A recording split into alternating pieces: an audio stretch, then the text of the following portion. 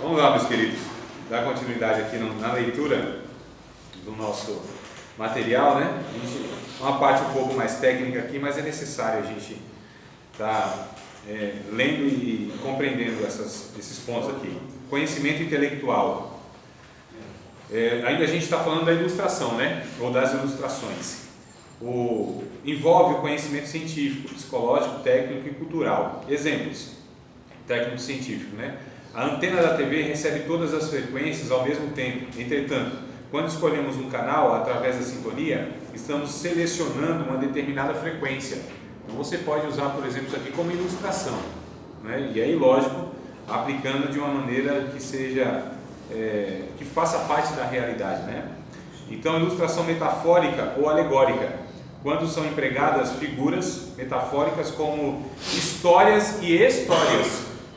História é aquilo que de fato é real. Histórias pode ser ficção, tá bom? Então, história sem o H, né? História, diz respeito a relatos que necessariamente ou não são, na verdade, reais, mas eles são fictícios.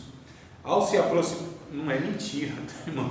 Fala isso agora. Não é mentira. Não é mentira. Não é contar mentira, não.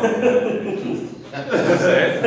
Então, prestar muita atenção, porque muitas vezes é sério. Você falou, são histórias que não são reais, se não é real, é mentiroso, né? Uma coisa é você contar uma história e, de fato, apresentando como uma ficção, né? Não afirmando que aquilo é um fato. Então, tem que ter muito cuidado aí, porque ficar mentindo, né? Inventando é um negócio bem complicado. Ao se aproximar, olha só, então vamos ver aqui uma ilustração metafórica ou alegórica. Ao se aproximar da cidade do Rio de Janeiro, o indivíduo reparou que o Cristo Redentor não era tão grande como pensava. Parecia até mesmo ser menor do que o seu dedo, viu de longe, né? No centro da cidade, observou que a estátua teria aumentado e já estava praticamente do seu tamanho. Resolveu então ir até o monumento. No pé do Corcovado, ficou admirado com as proporções maiores do símbolo da cidade. Chegando então aos pés do Cristo Redentor, ele pôde perceber como lhe disseram que aquele era bem maior do que ele. Essa pode ser uma ilustração, né? Olha, quando você está distante de Deus, você vê Deus de uma maneira muito reduzida. À medida que você vai se aproximando de Deus, tendo comunhão com Ele, você vê como Ele é gigante, como Ele é grande, né? Como Ele é soberano. Então, perceba como são coisas simples que a gente pode trazer uma aplicação, né, adequada. Então, ilustração de experiência pessoal, testemunhos, por exemplo. Aí, exemplo, nesse tipo de ilustração, o pregador relata fatos verídicos, tá certo? Que demonstram a atuação de Deus através de milagres em sua vida ou de outras pessoas. Agora, tome cuidado para contar aquilo que aconteceu na vida das outras pessoas. Averigue se de fato aquilo aconteceu, se é verdade, né? Então, o que tem de gente contando coisa que não é verdade, irmão, e eu vejo testemunhos, aquele testemunho, teve um tempo na igreja, tem tempos na igreja que os testemunhos são quase os mesmos, né? E teve um que o cara estava lá passando a prova, luta, dificuldade, sem comida em casa, e aí Deus disse assim: vai no mercado. Ele foi no mercado, enche 2 carrinhos, ele encheu 2 carrinhos, e aí quando passou no caixa, ele era o cliente número 1000 e ganhou a compra. Vocês nunca ouviram? Já. Todos os jeitos. E é isso. Aí falava, foi no caixa 77, outro no caixa não sei quanto, outro no mercado não sei quanto. Eu falava, rapaz, por que tem tanta divergência em alguns detalhes? Ou será que isso aconteceu na vida de um monte de gente? Né? Então é para se desconfiar. Então essa questão, quando for contar algum testemunho pessoal como ilustração, para ilustrar, então conte aquilo que é verídico, não aumente, não invente, tá certo? E cuidado para contar testemunho dos outros, muito cuidado. Todas as respostas que Deus atendeu realizando curas, transformações, salvação, livramento, libertação, etc. Então, é uma ilustração como experiência pessoal, que de fato seja, né? Use no máximo 2 ilustrações. Toda ilustração deve ter uma aplicação e deve ser comentada com simplicidade e naturalidade. Tá bom, amado? Então tem essa questão também. Vamos falar sobre a introdução do sermão, que é o início, né? Começar é difícil.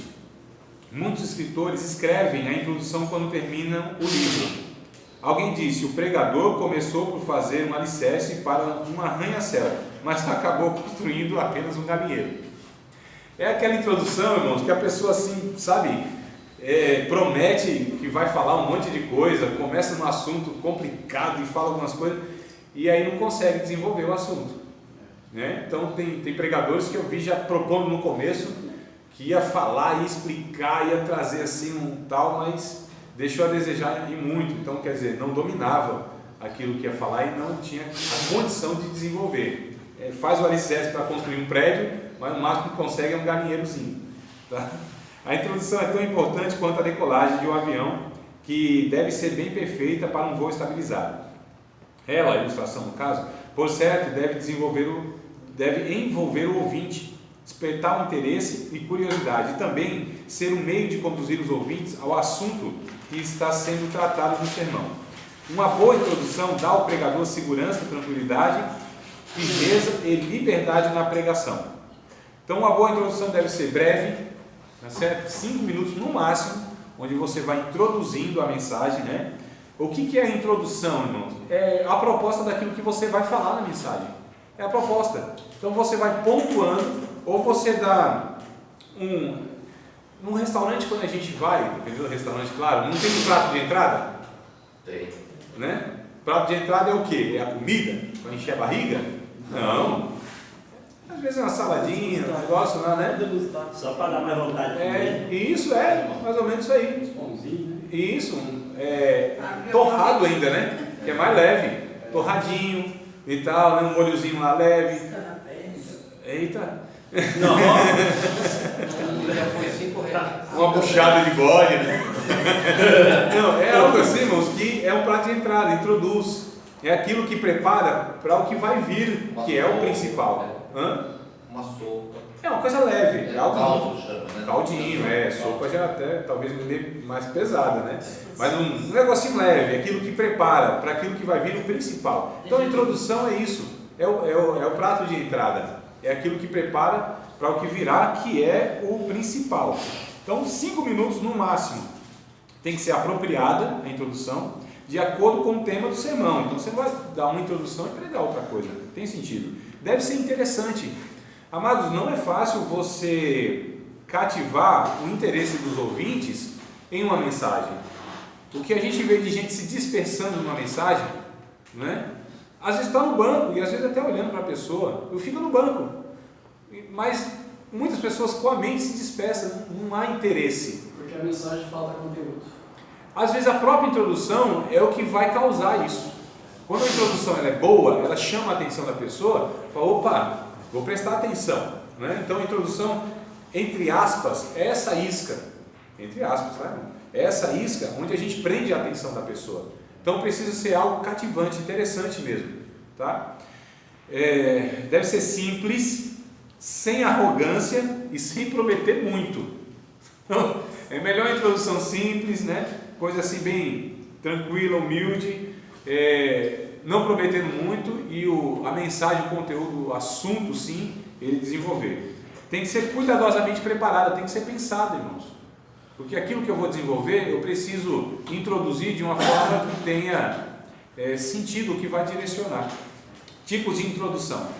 Você pode usar um desses tipos para iniciar um sermão. Uma introdução bem estruturada deve apresentar algumas características como clareza e simplicidade. Deve ser um elo de ligação com o corpo do sermão. O corpo é o que vai ser desenvolvido, né?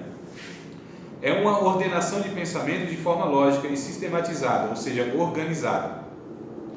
O sermão, no caso aqui do sistematizada, ela precisa ser organizada a ponto de eu introduzindo para que entre na mensagem. Então é passo a passo, né? A gente vai passo a passo levando o ouvinte a introduzir aquilo que a gente quer mesmo, né? A falar. Então é a introdução organizada.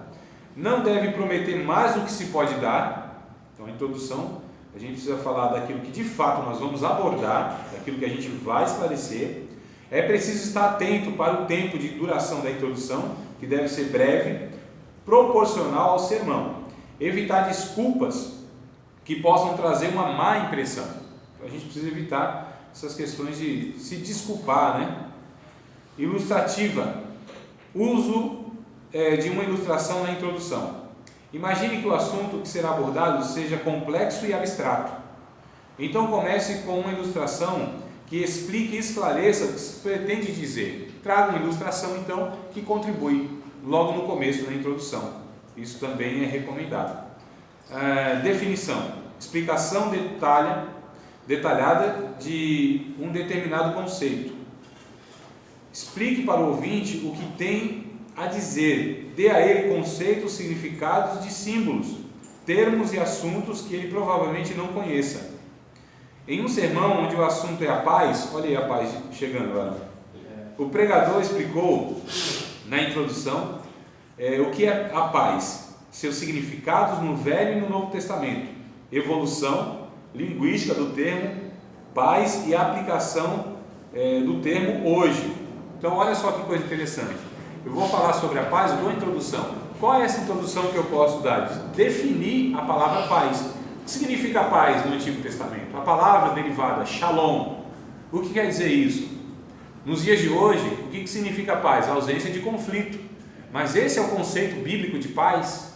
E o Novo Testamento, eirene no grego, que remete isso. Quando Jesus disse, deixo-vos a paz, a minha paz vos dou, não como o mundo vou lá dar. Opa, tem outra possibilidade de outra paz, e essa paz que o mundo dá é paz de fato? O que é a paz que Jesus estava dizendo? É apenas ausência de conflito? Ou será que essa ideia de harmonia, bem-estar, prosperidade, êxito em todas as áreas da vida, que é o shalom, né? Que tem esses 5 pontos que significam shalom, a paz de Deus. Então a gente precisa, ou pode dar a ilustração, pode dar uma introdução de uma forma a trazer o conceito, a definição do assunto que a gente vai trazer. Tranquilo, amados? Está claro mesmo o que eu estou expondo aqui? Interrogação, quer dizer, uma pergunta, deve ser respondido no corpo do sermão. Então eu posso introduzir o sermão, a mensagem, com perguntas. Vai fazendo as perguntas, né? Aquelas perguntas interessantes. Opa, então ele vai responder isso ao longo do sermão. Responda. Então não faça se não for responder. Para sermões onde o tema é uma pergunta, é interessante que esteja bem explorada na introdução. Observe que, se estamos falando sobre a morte ou salvação, cabe aqui uma pergunta como: para onde iremos nós? Que deve levar o ouvinte a uma reflexão profunda. E para reforçar, pode-se usar o texto de Lucas 12 e 20, por exemplo. Mas Deus lhe disse: insensato, esta noite te pedirão a tua alma. E o que tens preparado? Para quem será? Olha só, é uma introdução com uma pergunta. E aí é preciso a gente então dar a resposta ao longo do sermão. As perguntas da introdução devem ser respondidas, né, no corpo do sermão. Alusão histórica, ou seja, referência histórica. Explicar o contexto histórico. Explica o contexto do texto em que será aplicada a mensagem. Época, país, costumes, tradição. Observe o texto de João capítulo 4, verso 1 ao 19. Por exemplo, né? Caso sua mensagem esteja baseada nesse texto, introduza com uma explicação detalhada das relações entre judeus e samaritanos, as relações entre os homens e as mulheres, a lei acerca do casamento, a origem do poço de Jacó. Então a gente precisa, amados, trazendo por exemplo um texto desse, onde demanda explicações culturais, geográficas, é bom que na introdução a gente traga essas informações. Olha, a Bíblia diz que era necessário Jesus passar por Samaria, né? Ah, mas os judeus evitavam esse caminho. Os judeus davam uma volta muito maior só para não passar na cidade de Samaria, porque os judeus, eles não se comunicavam com os samaritanos. Mas por que não se comunicavam? Olha, lá no livro de Reis, houve lá uma mistura. A gente traz esse contexto histórico de uma maneira bem resumida, né? Para mostrar a origem dos samaritanos, como que os judeus viam os samaritanos, e a gente vai correlacionando, por exemplo, com outra passagem do Novo Testamento, quando Jesus foi entrar na cidade de Samaritana junto com os judeus e não quiseram receber Jesus, e o Joãozinho lá, apóstolo do amor, Jesus quer que a gente faça igual a Elias, manda descer fogo e queime já logo todo esse samaritano. Jesus, calma, vocês não sabem que espírito vocês são. Então a gente vai trazendo, irmãos, essas elucidações culturais, vai contextualizando, para a gente colocar o cenário, o pano de fundo para aquele que está ouvindo. A pregação é uma exposição viva dos acontecimentos, não é? Quando a gente fala desses textos, inclusive, que envolve história, geografia, cultura, é bom que a gente traga essas informações, vai situando o ouvinte nesse cenário. E a gente monta o cenário, então, para que ele possa ter aí mais condições de compreender a mensagem. O corpo do sermão. Então, a introdução, tranquilo, vocês têm alguma coisa a falar, a comentar, a disputar? Eu ia perguntar aqui, do furo de agulha, né? Da agulha de Mateus 19, 24. Sim. Porque eu pensava diferente, que era mais fácil um camelo passar no fundo da agulha do que um rico evarento se salvar. Mas não é isso que está dizendo a Bíblia, não tem nada de evarento aqui. Não, mas não tem mesmo. Mas não tem mesmo. Não é avarento, é o rico. Mas aí, irmã Maria, o contexto, ou seja, o que vem depois, Jesus vai explicar, porque os próprios discípulos falando, e agora, quem que vai entrar no reino de Deus? Se os ricos não entrarão. Agora, a ideia de que os judeus tinham da aprovação e da bênção de Deus era a riqueza na vida de uma pessoa. Olha a ideia judaica de aprovação de Deus, de bênção de Deus. Então, se Jesus estava colocando, uma pessoa rica, que na cabeça deles era uma pessoa que era aprovada por Deus, não ia entrar, quem que vai se salvar? Foi a pergunta deles. Aí Jesus vai explicar, olha, são aqueles que amam, confiam nas riquezas. Então o próprio Jesus precisa explicar o que ele mesmo está falando, que os ouvintes não compreenderam. Se aconteceu com Jesus, imagina com a gente. A gente falar uma coisa e a pessoa entender outra. E a gente precisa explicar então. Amados, não é fácil, eu estou falando A e o povo entende B. Não é? E aí cada cabeça é uma sentença. Na aula, na pregação, nas conversas, a gente fala uma coisa e a cabeça da pessoa entende outra. Aí eu preciso identificar isso e falar, opa, não, calma, eu quis dizer isso, isso, isso e isso. Então é a nossa tarefa na comunicação. Diga lá. Isso é a necessidade de se provar que se os samaritanos não se relacionavam com os judeus, aí você fala e deixa no ar. Aí alguém fica, mas por que será? Isso. Por isso que a necessidade de voltarmos lá onde falam porque existia essa diferença, essa barreira entre eles, né? Senão fica... O contexto histórico explica, né? e fica sem... Quem ouve fica... Fica suspenso, fica interrogação. Fica com cara de pirulito. Essa cara de pirulito já me fez rir muito. Eu também nem sei o que significa isso, mas imagino. Estou falando. Eu também tentei descobrir o que é.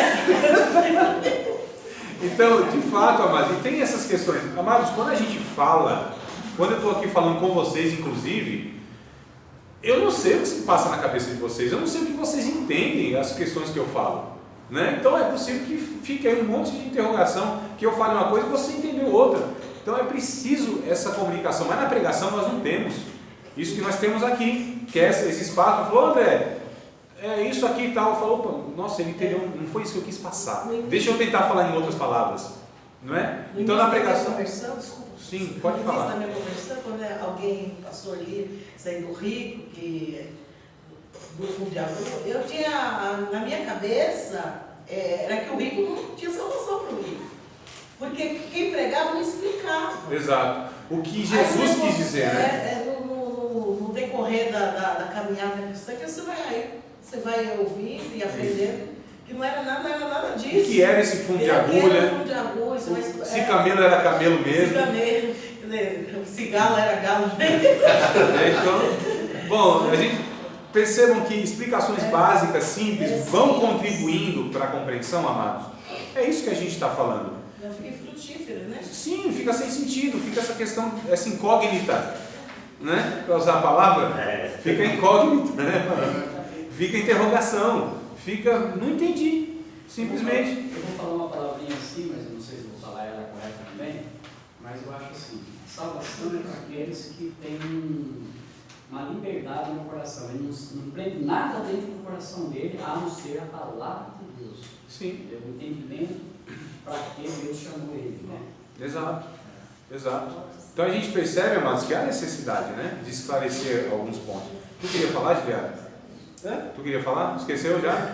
Tá bom, Essa então Não, necessidade que emprega. era uma pergunta do... Realmente, explicar, explicar, irmão.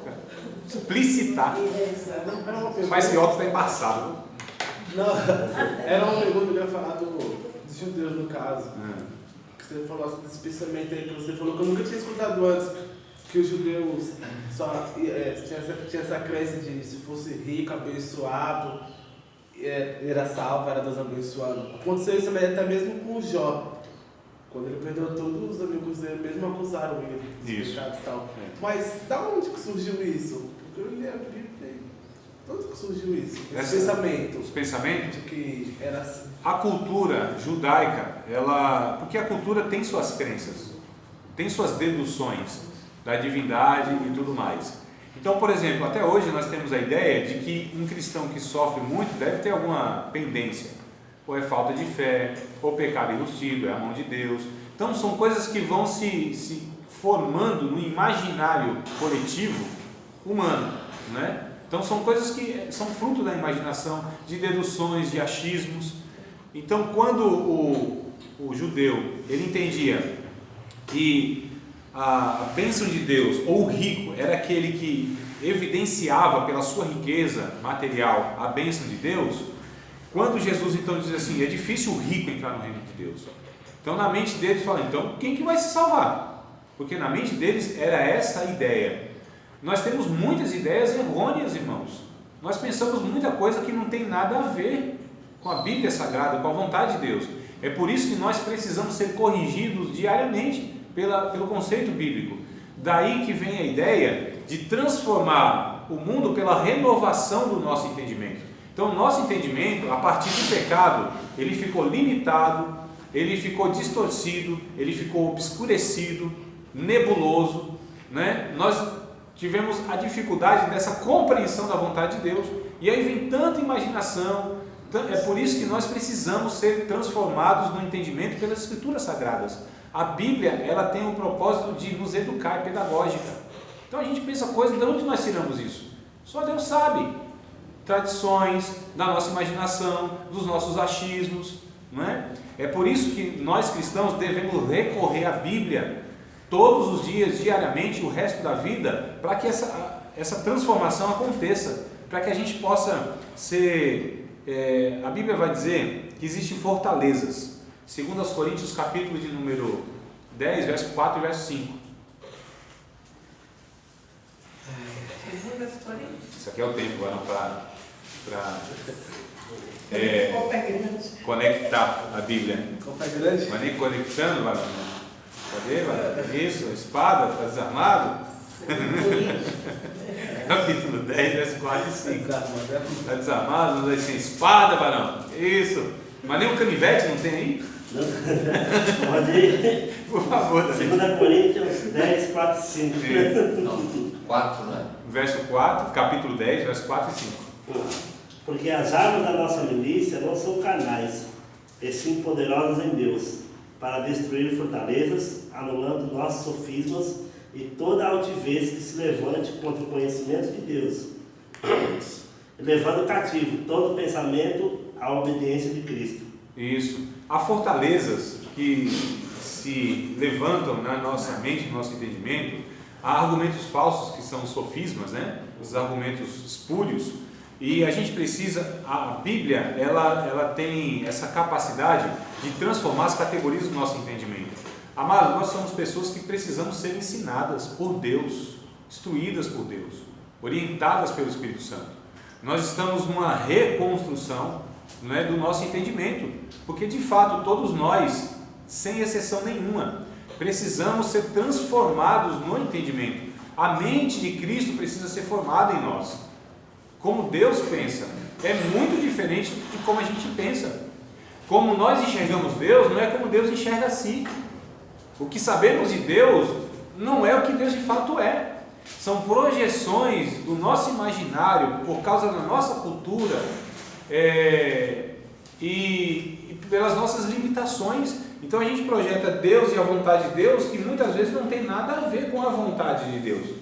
É por isso que a Bíblia diz, procure saber a vontade de Deus, né? E como que a gente começa como a gente inicia essa busca ou desse entendimento de Deus? A Bíblia diz o culto racional. Rogo-vos, pois, irmãos, pela compaixão de Deus, que apresenteis os vossos corpos vivos, santo e agradável a Deus, que é o vosso culto racional. Não é? Não vos amoldeis a este mundo, não vos conformeis com este mundo, mas transformai-vos pela renovação do vosso entendimento, para que experimenteis a boa, agradável e perfeita vontade de Deus. Culto racional. Nós precisamos ser transformados de fato nessas categorias que o pecado ele prejudicou. Então, de fato, a gente fala assim, nossa, a Bíblia, eu preciso ler a Bíblia, irmãos. Eu preciso ler a Bíblia e ser lido pela Bíblia. Entendeu? Preciso ler a Bíblia e ser lido por ela, porque ela deve trazer um diagnóstico, ela deve me escanear. Eu leio a Bíblia e ela me lê ao mesmo tempo, e faz esse escaneamento, e aí mostra para mim aquilo que precisa ser transformado.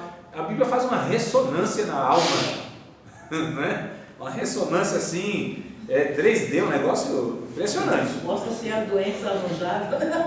Lá no oculto. Muita doença, Né? Muita doença. Então, e nós somos de fato dessa forma, nós precisamos ser por Deus transformados. Então assim, há muito imaginário, há muita coisa que a gente imagina ser e não é. Há coisas que nós afirmamos ser, vivemos baseado naquilo, mas não é. Então há essa necessidade que a Bíblia nos transforme. Então havia no meio judaico, havia na religião judaica, há entre nós também no meio protestante, no meio cristão, muitas crenças, muitas opiniões, muito entendimento que não é, irmãos, entendimento bíblico. E isso é fruto de então toda essa dificuldade que nós temos, né? E é um processo, não tem jeito. A gente aceita Cristo e a gente precisa ser aí por Deus transformado. É um processo que leva toda a vida. Alguns estão crescendo de uma maneira, não digo mais rápida, mas estão sendo de fato mais amadurecidos, né? Alguns chegam a essa compreensão um pouco mais rápido também, e outros às vezes passam o resto da vida equivocados, sinceros, mas equivocados, sinceramente equivocados. A pessoa é sincera, tem um coração puro, só está enganado no que pensa, no que fala. Então uma coisa não exclui a outra. E não basta só ser sincero e honesto, é preciso também ter a compreensão adequada, amados. Uma coisa não exclui a outra, né? As duas precisam caminhar juntas. Então a gente precisa ter essa questão aí. Vamos lá no corpo do sermão, para a gente tentar falar aqui. Falamos da introdução, né? Que tem que ser essa introdução que esclareça, que contribua, essa compreensão, essas explicações, esses detalhes, que é o que faz a diferença, viu? Detalhe faz a diferença. Só não sabe isso os homens, mas pergunta para as mulheres se detalhes não fazem diferença. Por que elas não escolhem uma roupa? Cadê um detalhe que para nós é insignificante, não foi percebido, não é? É um botão, amados, que está no lugar que não deveria ter, tá? É um negocinho, é um detalhe que para nós passa desapercebido, mas para nós que expomos a Bíblia Sagrada, os detalhes são importantes, contribuem, devem ser levados em conta. Então vamos falar sobre o corpo do sermão. Esta deve ser a principal parte do sermão, principal. Aqui o pregador irá expor ideias e pensamentos que deseja passar para os ouvintes. As divisões devem ser desenvolvidas de acordo com a realidade de hoje. As divisões devem ter significados para os ouvintes e não deve se desviar da mensagem principal, que é a coluna, né, a espinha dorsal do sermão. O objetivo será finalizado e apresentado na conclusão. Então eu desenvolvo, o corpo do sermão é o desenvolvimento, é a estrutura, tá? Para levar à conclusão. Então nós vimos que temos tema, que temos assunto, que temos texto, que temos introdução, que temos o corpo do sermão e teremos a conclusão. Perceba toda a estrutura, amados, que nós devemos ter. O ouvinte precisa acompanhar o seu desenvolvimento. Cada divisão, subdivisão e até ilustrações e explicações ou explicação tem que apontar na direção do alvo e em ordem de interesse. Cada ponto deve discutir um aspecto diferente para que não haja repetição. A gente chama de tópico e subtópico, né? Então, deixa eu ver se eu pego algum aqui, se eu tenho para, pelo menos, exemplificar para vocês. Não é possível, cadê? Não tem uma mensagem nessa Bíblia, não? Tem aqui. Aqui, ó. Isso aqui é um sermão. Tem um título, ou tem um tema. O irmão mais velho do filho pródigo. Tá? Esse é o tema. O assunto que eu trouxe aqui é justamente que muitas vezes nós só percebemos o pecado na vida daquele que está escancarado e a gente não percebe então o pecado enrustido naqueles que vivem no nosso meio, porque não são esses pecadores notórios.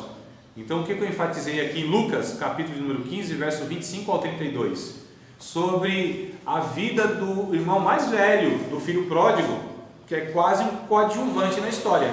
Quem aparece lá? O pai e o filho pródigo, que é o que é pregado, né? Tanto é que é possível que a gente tenha ouvido 100 mensagens a respeito do filho pródigo, do desviado, do desgraçado, do que desprezou o pai, que gastou seus dinheiro com as meretrizes e aquela coisa toda, e tenha ouvido uma mensagem a respeito do filho mais velho.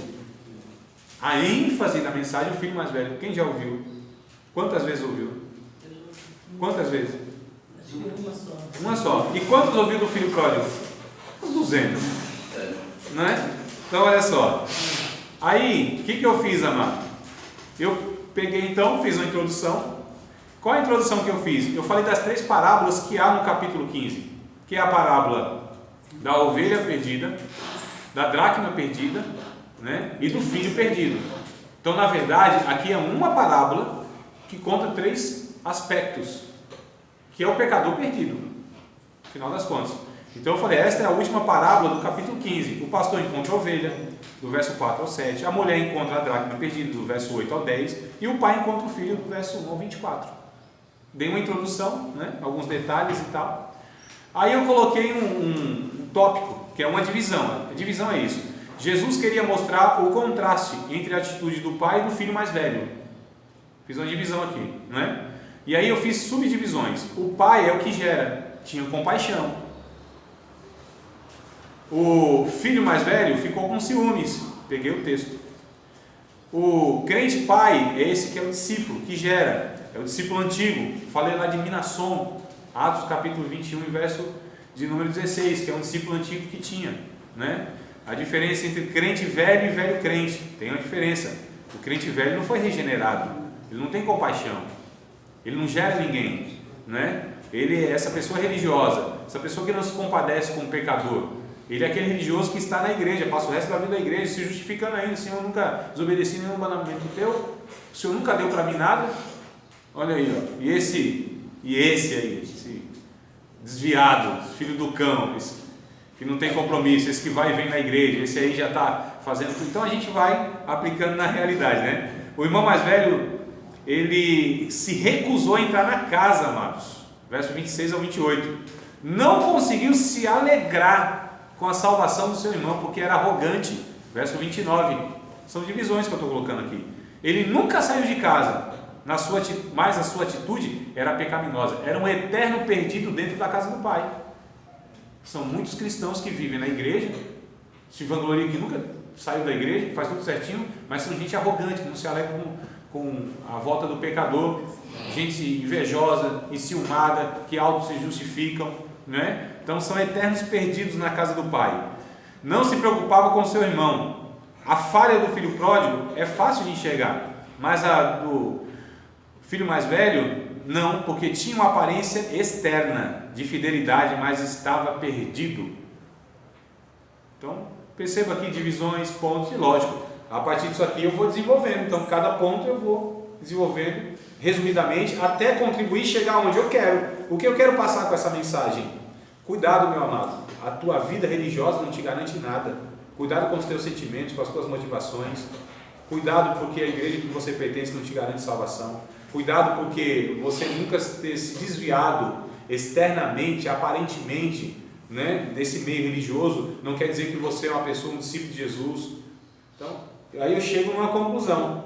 Avalie a sua vida, sonde o seu coração, deixe a palavra de Deus então te mostrar quais são os teus sentimentos diante das pessoas que vêm para a igreja e de repente no seu olhar são mais beneficiadas, Deus as abençoa, as usa mais, e você está aí 200 anos na igreja reclamando que não tem oportunidade, que não faz nada, mas esse chegou agora porque está arrependido, e você com esse coração que auto se justifica, pensando que merece alguma coisa de Deus.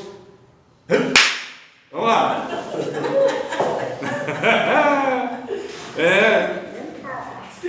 Então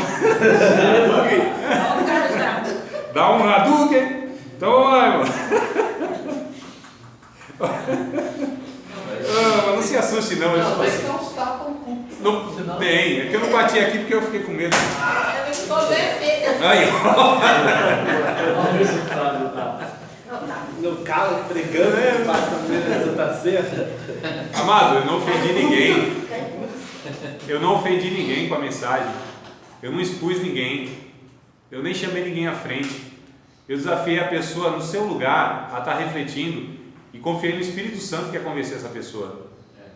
Tá certo? Eu não falei com um ar de arrogância e superioridade, desprezando os irmãos que poderiam estar nessa situação.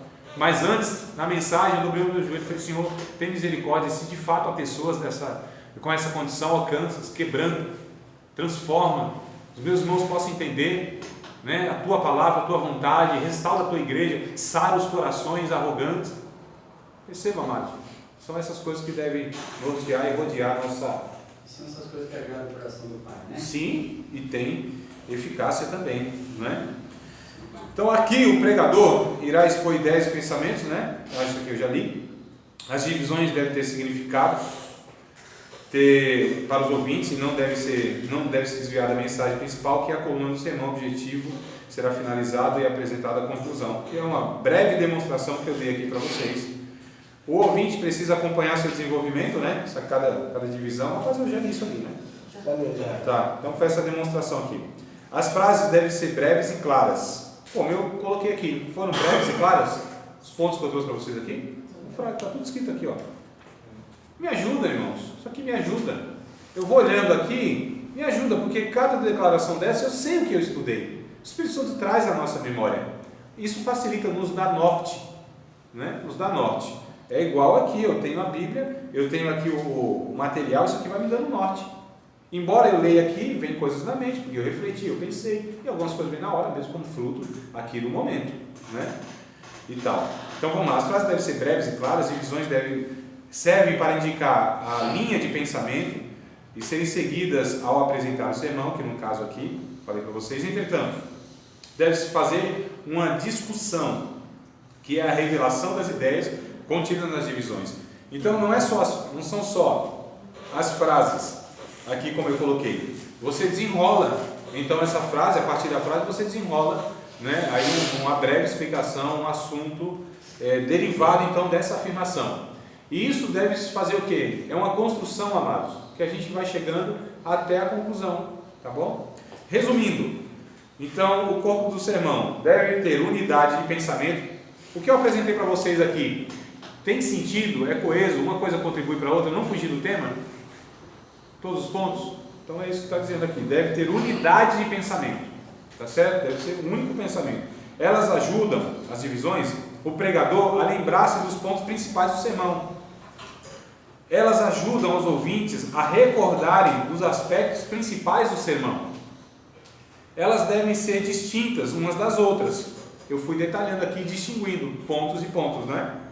Elas devem originar-se na proposição e desenvolvê-la progressivamente até o clímax do sermão. O que eu fiz aqui, amados? Eu não fui falando passo a passo. Olha aqui o que é tido como principal no texto, para alguns, que é o irmão, o filho pródigo, né? O pródigo mesmo. Eu nem o citei tantas vezes, porque o que eu queria destacar nessa mensagem, justamente o irmão mais velho, não é? Então aqui o que acontece? Eu fui desenvolvendo progressivamente até chegar no clímax. Qual foi o clímax? Identificar nos corações dos ouvintes o que havia no coração do irmão mais velho do filho pródigo. Isso aqui é o ápice, é o clímax, é o ponto alto da mensagem, né? Então a gente precisa ter essa clareza aqui. Elas devem ser uniformes e simétricas. Uniforme, então, e simétrica. Deve ser algo que tenha simetria, né? Algo que do começo ao fim seja linear, seja simétrica, não seja altos e baixos, distorcido, algo que a gente não consegue ligar uma na outra. Esse exemplo serviu para vocês? É simples, não é, amados? Tá vendo como não é uma coisa assim, ó? O meu até que é meio baralhado. Tem gente que faz um negócio mais elaborado, né? É que talvez eu não sou tão metódico e sistematizado assim. Mas isso para mim serve. É isso que eu quero dizer para vocês. Isso para mim serve. Então cada um quer fazer digitalizado no computador, escrever, não quer fazer isso aqui, mas quer fazer isso na mente, se você tem uma cabeça boa, uma memória boa, que não é o meu caso, então faça isso na sua mente, mas organize-se, ache uma identidade, né? Faça alguma coisa pelo amor do nosso Senhor e dos ouvintes. Cada divisão deve ter apenas uma ideia, um ensino. Aqui só teve uma ideia e um ensino, que é passar isso, né? Só que eu fui colocando pontos e tal. O número das divisões deve sempre que puder ser a menor possível. Aqui eu coloquei até muitas, certo? Porque quanto mais divisões você coloca, mais complexo fica. Então, se você conseguiu 2 ou 3 ou 4 no máximo, lá está ótimo, irmão. Eu acho que vai ser material suficiente para você desenrolar. Então, quanto mais coloca, mais complexidade você dá ao tema, né? Ao tema não, ao assunto. Então, deve girar em torno de uma única ideia principal da passagem, e as divisões principais devem desenvolver essa ideia. Esses pontos, essas frases devem desenvolver a ideia principal e não devem se dispersar. As divisões podem consistir em verdades sugeridas pelo texto. Perceberam que essas divisões, elas de fato traziam verdades que o texto traz, né? Eu tirei isso do texto, tanto é que era uma divisão e uma base do versículo do próprio texto, né? Verso 29, verso 30, 24 e tal. As divisões devem preferencialmente, quando possível, virem em sequência lógica e cronológica. Foi o que eu fiz também aqui, nesse sermão. Rapaz, nem eu pensei que o negócio estava tão em ordem assim. É automático, modo automático. Às vezes a gente faz Irmãos, na verdade, quando a gente segue isso, é quase que automático, né? A teoria a gente estuda, mas depois vira igual dirigir carro, por exemplo. Você aprende a teoria e tanta coisa, tem que fazer isso primeiro, aquilo e tal. Justo depois é um negócio quase que automático, você não pensa para fazer, né? Vou entrar no carro, vou colocar o cinto, ver o retrovisor e tal, ver se está em ponto morto. Você não pensa, você não para pensar isso. Pensa lógico, mas aquilo já é tão natural que você faz. Tanto é que você dirige um carro, ouvindo o celular, tomando a Coca-Cola, né? Não deveria. Então vamos lá. As próprias palavras do texto podem formar as divisões principais do sermão, desde que elas se refiram à ideia principal. Exemplos dessas divisões: o Cristo que não muda, aqui seria o tema, tá certo? Aqui são os exemplos, amados. O texto, Hebreus 13 e 8, Jesus é o mesmo ontem, hoje e eternamente. Olha só. Tema relacionado à fé com a necessidade humana. Aí a gente tem o texto, que é o Mateus capítulo 14, verso 14 ao 21. E aí eu posso dividir então, fazer as divisões desse corpo. A primeira divisão, desafio da fé. Então a gente vai falar sobre o desafio da fé. Segunda divisão, a recompensa da fé. Olha só. Terceira divisão, o que não muda em Cristo. Quarta divisão, por que não há mudança em Cristo? Então nós podemos, no texto, pegar e fazer essa divisão do próprio texto, e aí desenvolvendo tudo isso aí. Amados, vocês percebem que há uma riqueza muito grande de conteúdo nos textos, quando a gente dá atenção a esses detalhes? Não precisa inventar, não precisa enrolar, não precisa ficar lendo um monte de livro. O próprio texto, a gente consegue extrair, amados, assunto suficiente, né? A Bíblia é uma fonte que jorra água abundante, inclusive, e limpa, né? Que não tem risco. Então, às vezes é a nossa caneca que está suja para tirar essa água. É bom lavar a caneca. Olha aí, irmão. Lava a tua caneca. Isso é um tema interessante. Lava a tua caneca. João capítulo 4, quando a mulher samaritana disse: tu não tem caneca, Jesus, como vai tirar? Se fosse lá dessa pessoa que você trouxe, por exemplo, tem que ser lá no seu pote. Isso. Encha teu pote. Olha aí. Será que vai ter aplicação? Deve ter, né? Amados, eu não quis trazer para vocês acompanham redes sociais, né? Tem 2 exemplos aí que eu não quis trazer, porque eu falei, poxa, acho que não. Já trouxe esses 2 aí meio desconfiado para passar para vocês, né? Fiquei meio assim, que na verdade eu não gosto de expor. São exemplos ruins, mas a gente de vez em quando tem que falar, olha, irmão, mais uma coisa que me agrada e tal. Não me agrada, por exemplo, mostrar que uma pessoa tem essa dificuldade aqui. Não me agrada. Não é isso. Eu não sinto prazer nisso. Eu não faço chacota em cima disso. Eu não tripudio em cima disso. Para mim, mas eu preciso mostrar para a gente. Então tem dois vídeos aí correndo nas redes sociais, que é do tal de um trovão, né? Que ele fala do Uber. Do Uber. Então ele vai falar, eu descobri o que significa Uber, fui no dicionário, e ao contrário é rebuliço, desordem e tal, e olha só, aí ele traz os negócios, meus amados, que imaginação fértil, que coisa de doido, dizendo que o Uber, quando veio, o Uber é um aplicativo feito por Satanás. Quando chegou no Brasil, muitos pais de família morreram por causa dos confrontos com os taxistas. É a mensagem dele. Eu nem quero falar do cidadão lá, porque até foi tirado um pouco fora do contexto, mas mesmo assim ainda ficou muito feio, porque ele vai falar, ele vai trazer símbolos, irmãos, como por exemplo, que tinha um rego. Rego é uma canaleta, mas no nosso contexto, rego é outra coisa. É ou não é, amado? Não é? Se torna até algo quase que obsceno. O rego. E ele diz aí ele vai aplicando de um negócio tão estranho, porque se tem rego, tem fogo. Tem rego aí, irmão? Tem fogo. O fogo vai descer no seu rego. Tá aí nas redes sociais. Vocês não viram? Não? Eu mostrei para ele. Mostrou? Então já viu aí, ó. Não é? Então do Uber do rego. Eu falei, meu Deus do céu, que gente é essa? Tá lendo o quê? Tá transmitindo o quê? E você vê a reação dos irmãos, igreja lotada, pelo menos esse do rego aí devia ter lá, pela visualização, umas 500 pessoas. É mais, hein? E o povo amado, recebendo como uma mensagem de Deus. Falando, Jesus amado, o que está acontecendo? Quando eu penso que eu já vi tudo, a gente vê umas aberrações dessas. E agora imagina, amados, como serve de chacota isso para os incrédulos? Já pensou? Que povo é esse? Olha que mensageiro é esse? Que crédito que se dá a uma pessoa dessa, um pregador da palavra, um arauto, aquele que carrega a mensagem do Evangelho, dizendo umas besteiras tão grandes, os negócios tão espantosos, escandalosos. Então, isso não é, infelizmente, isso não é isolado. Quisera eu que fosse, oxalá que fosse isolado, mas não é. Isso é com mais frequência do que a gente imagina, né? Então a gente precisa ter muito cuidado nessas questões aí. Oh, meu Pai. Oh, Jesus.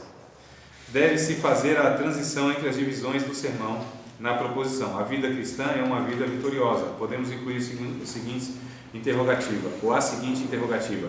Quais são os motivos que nos levam a considerar que a vida cristã é uma vida vitoriosa? Como se faz a vida cristã uma vida vitoriosa? Esse tema poderia nos levar a uma resposta baseada em Romanos, porque todas as coisas concorrem para o bem daqueles que amam a Deus, ou porque em todas essas coisas somos mais do que vencedores. Vale nós pegarmos outra versão, outras versões, para ver se de fato tem mais coerência. Por exemplo, esse Romanos, eu acho que é 8:18, amados, me ajudem aí, se é 8:18 de Romanos, 8:28. Confundi agora, 8:18, né? Todas as coisas cooperam para o bem daqueles que amam a Deus e são chamados pelo seu decreto. Todas as coisas cooperam para o bem. É 8:18 ou 28? Um dos dois. Acho que é 18, né? 8:28. 28, tá? Então leia, por favor. Sabemos que todas as coisas cooperam para o bem daqueles que amam a Deus, daqueles que são chamados segundo o seu propósito. Isso. Tem alguma versão que traz diferente e diferente? Não leia a mesma coisa. Diferente, não tem? Só a parte final. Só a parte final. Então que não vai alterar muito, né? Agora olha só, se nós vamos pegar um texto, é bom que a gente pegue versões diferentes. Será que de fato o texto, a versão melhor, a tradução melhor seria que todas as coisas cooperam para o bem? Será que essa seria a tradução mais aproximada? Será que não seria uma tradução melhor? Deus age em todas as coisas e não todas as coisas contribuem ou cooperam? Porque há uma versão aí, a NVI, por exemplo, vai trazer que Deus age em todas as coisas. Traz um sentido diferente. Será que essa versão não é mais aproximada do original? Olha só, amado, a riqueza que nós temos aqui de materiais para compreensão. Então não se limite apenas a uma versão, a uma tradução de uma Bíblia que você tenha. Pegue outras mais, né? Veja de fato, no contexto, qual das versões se encaixa melhor. Veja inclusive o que você vai trazer, qual delas contribui melhor para a sua mensagem. Então olha que riqueza que nós temos. O que a gente precisa fazer? Se dedicar, não é? Investigar, examinar, trabalhar no texto, irmãos. Trabalho árduo, investigar, fazer o negócio com seriedade, com dedicação.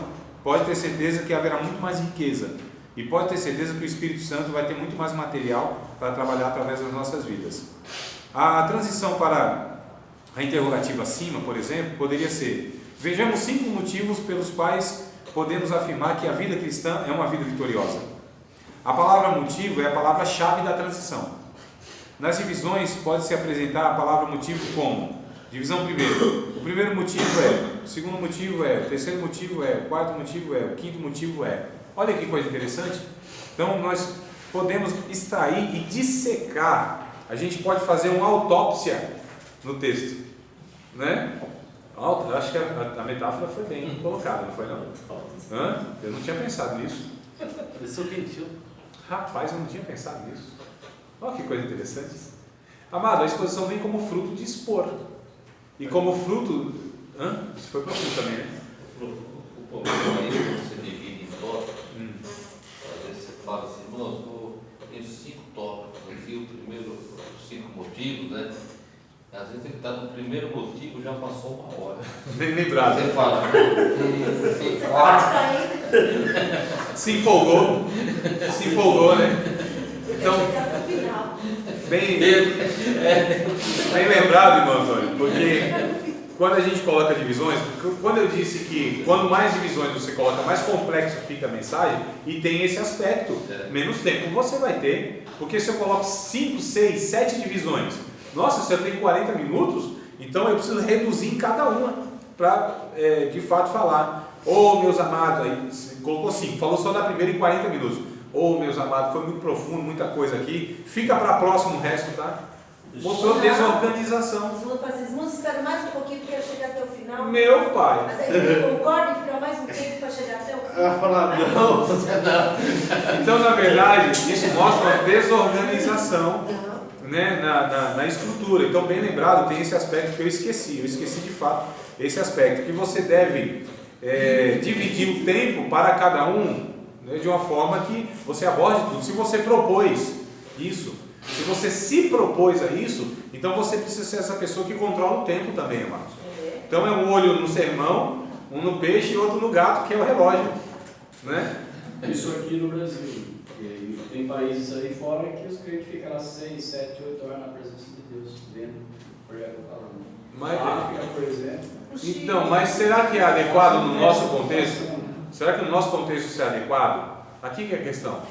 Isso não é adequado no nosso contexto, amado. Não. Você pegar aí, por exemplo, de semana, onde os irmãos acordam 4 horas da manhã, 5 horas da manhã, numa terça-feira, numa quinta-feira, você ir até 10, 10 e meia, 10 e meia da noite, né? Onde as pessoas têm que se deslocar muitas vezes, ainda leva mais 10, 15, 20 minutos para chegar em casa. infeliz, Então- outra série, ficava no forró, ficava a noite inteira. Quer dizer, exato. Isso aí eu já escutei já. Isso, a gente ouve muito, né? Não se apresse a sair da presença do rei. Então, assim, amados, essa é a questão. Quer dizer, lá no forró a gente era desorganizado. Não temia Deus. Lá no forró a gente não estava nem aí com a saúde, com a vida, nem tinha responsabilidade nenhuma. Faltava no emprego no outro dia porque enchia a cara de cachaça na madrugada. Exatamente. Mas, amados, nós somos um povo ordeiro. Deus é Então são comparações que não cabem. E são pretextos de gente desorganizada, né, que quer colocar essas questões ainda. Então, assim, cabe isso? Mas- Não cabe no nosso contexto. Mas sabe o que acontece? Não interrompendo o irmão José, mas o objetivo das igrejas evangélicas no Brasil, hoje, não é voltado à salvação, a levar a pessoa a entender a palavra de Deus. E é voltado, sim, de bem material, isso é de culto Também. todos os dias, para ter dízimo todos os dias, dividição de dinheiro todos os dias. Essa é a bem da verdade. Também. Porque se a gente levasse pelo lado, vamos pregar, vamos ensinar, os cultos seriam feitos nos dias de sábado ou domingo. São dias que as pessoas não têm compromisso com os seus afazeres. Aí pode ficar o dia todo.